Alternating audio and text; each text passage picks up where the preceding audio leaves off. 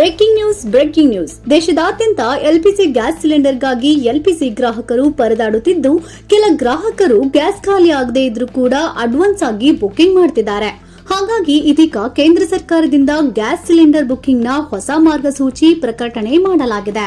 ಬನ್ನಿ ಹಾಗಿದ್ರೆ ಕೇಂದ್ರ ಸರ್ಕಾರದ ಹೊಸ ಮಾರ್ಗಸೂಚಿಯಲ್ಲಿ ಏನಿದೆ ಹಾಗೂ ಯಾವೆಲ್ಲ ಹೊಸ ನಿಯಮಗಳನ್ನ ಜಾರಿಗೆ ತರಲಾಗಿದೆ ಹಾಗೂ ಗ್ರಾಹಕರು ಕಡ್ಡಾಯವಾಗಿ ಮಾಡಲೇಬೇಕಾದ ಕೆಲಸವೇನು ಎಲ್ಲ ಸಂಪೂರ್ಣ ಮಾಹಿತಿಯನ್ನ ಈ ವಿಡಿಯೋದಲ್ಲಿ ನಿಮಗೆ ತಿಳಿಸ್ಕೊಡ್ತೀವಿ. ಅದಕ್ಕಿಂತ ಮುಂಚೆ ನೀವು ಕೂಡ ಗ್ಯಾಸ್ ಸಿಲಿಂಡರ್ ಬಳಕೆ ಮಾಡ್ತಾ ಇದ್ರೆ ಈಗಲೇ ಈ ವಿಡಿಯೋಗೆ ಲೈಕ್ ಮಾಡಿ ಹಾಗೂ ನೀವಿನ್ನೂ ನಮ್ಮ ಚಾನೆಲ್ ಸಬ್ಸ್ಕ್ರೈಬ್ ಮಾಡ್ಕೊಂಡಿಲ್ಲ ಅಂದ್ರೆ ಈಗಲೇ ಸಬ್ಸ್ಕ್ರೈಬ್ ಮಾಡಿ, ಪಕ್ಕದಲ್ಲೇ ಬರುವ ಬೆಲ್ ಐಕಾನ್ ಕೂಡ ಕ್ಲಿಕ್ ಮಾಡಿ.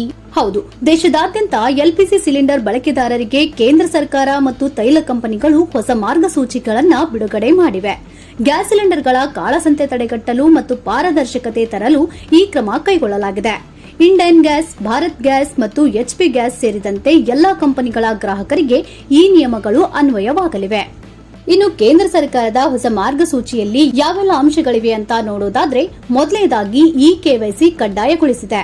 ಹೌದು, ಎಲ್ಲಾ ಗ್ಯಾಸ್ ಗ್ರಾಹಕರು ತಮ್ಮ ಆಧಾರ್ ಸಂಖ್ಯೆಯೊಂದಿಗೆ ಬಯೋಮೆಟ್ರಿಕ್ ಅಥವಾ ಇ ಕೆವೈಸಿ ಮಾಡಿಸುವುದು ಕಡ್ಡಾಯವಾಗಿದೆ. ಯಾರು ಇನ್ನೂ ಕೆವೈಸಿ ಪ್ರಕ್ರಿಯೆ ಪೂರ್ಣಗೊಳಿಸಿಲ್ಲವೋ ಅಂತವರಿಗೆ ಸಿಲಿಂಡರ್ ವಿತರಣೆಯಲ್ಲಿ ತೊಂದರೆಯಾಗಬಹುದು. ಇದನ್ನು ಗ್ಯಾಸ್ ಏಜೆನ್ಸಿಗೆ ಹೋಗಿ ಅಥವಾ ಮೊಬೈಲ್ ಆಪ್ ಮೂಲಕವೂ ಕೂಡ ಮನೆಯಲ್ಲೇ ಕುಳಿತು ಮಾಡಿಕೊಳ್ಳಬಹುದು. ಇನ್ನು ಡೆಲಿವರಿ ಸಮಯದಲ್ಲಿ ಒಟಿಪಿ ಕಡ್ಡಾಯಗೊಳಿಸಲಾಗಿದೆ. ಹೌದು, ಸಿಲಿಂಡರ್ ವಿತರಣೆಯಲ್ಲಿ ನಡೆಯುವ ಅವ್ಯವಹಾರ ತಡೆಗಟ್ಟಲು ಡೆಲಿವರಿ ಅಥೆಂಟಿಕೇಷನ್ ಕೋಡ್ ವ್ಯವಸ್ಥೆ ಜಾರಿಗೆ ತರಲಾಗಿದೆ. ಈ ಸಿಲಿಂಡರ್ ಮನೆಗೆ ಬಂದಾಗ ಗ್ರಾಹಕರ ನೋಂದಾಯಿತ ಮೊಬೈಲ್ ಸಂಖ್ಯೆಗೆ ಬರುವ ಒಟಿಪಿಯನ್ನ ಡೆಲಿವರಿ ಬಾಯ್ಗೆ ನೀಡಿದರೆ ಮಾತ್ರ ವಿತರಣೆ ಪ್ರಕ್ರಿಯೆ ಪೂರ್ಣಗೊಳ್ಳುತ್ತದೆ. ಇನ್ನು ಬುಕಿಂಗ್ ನಡುವಿನ ಕಡ್ಡಾಯ ಅಂತರ.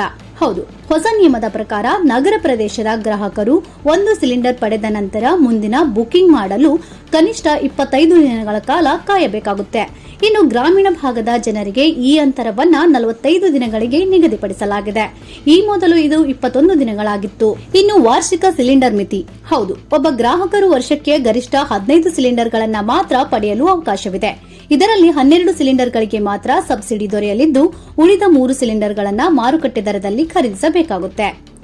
ಇನ್ನು ಕೊನೆಯದಾಗಿ ಕೆವೈಸಿ ಮಾಡಿಸುವುದು ಹೇಗೆ ಅಂತ ನೋಡೋದಾದ್ರೆ, ಗ್ರಾಹಕರು ತಮ್ಮ ಗ್ಯಾಸ್ ಕಂಪನಿಯ ಅಧಿಕೃತ ಆಪ್ಗಳಾದ Indian Oil One, hello BPCL ಅಥವಾ ಪೇಟಿಎಂ ಫೋನ್ ಪೇ ಮೂಲಕ ಅಥವಾ ನೇರವಾಗಿ ಗ್ಯಾಸ್ ಏಜೆನ್ಸಿಗೆ ಭೇಟಿ ನೀಡಿ ಆಧಾರ್ ಕಾರ್ಡ್ ಸಲ್ಲಿಸುವ ಮೂಲಕ ಕೆವೈಸಿ ಅಪ್ಡೇಟ್ ಮಾಡಬಹುದು.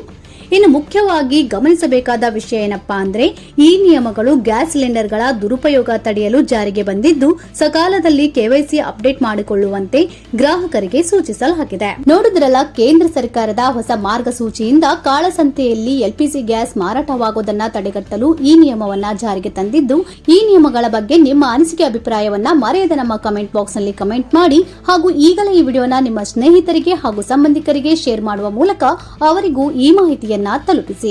ಹಾಗಾಗಿ ಈ ವಿಡಿಯೋ ನಿಮಗೆ ಇಷ್ಟ ಆಗಿದ್ರೆ ಲೈಕ್ ಮಾಡಿ ಹಾಗೂ ಇನ್ನೂ ಇಂಥ ಹೆಚ್ಚಿನ ಮಾಹಿತಿ ಮತ್ತು ವಿಡಿಯೋಗಳಿಗಾಗಿ ತಪ್ಪದೆ ನಮ್ಮ ಚಾನೆಲ್ ಸಬ್ಸ್ಕ್ರೈಬ್ ಮಾಡ್ಕೊಳ್ಳಿ. Thank you for watching.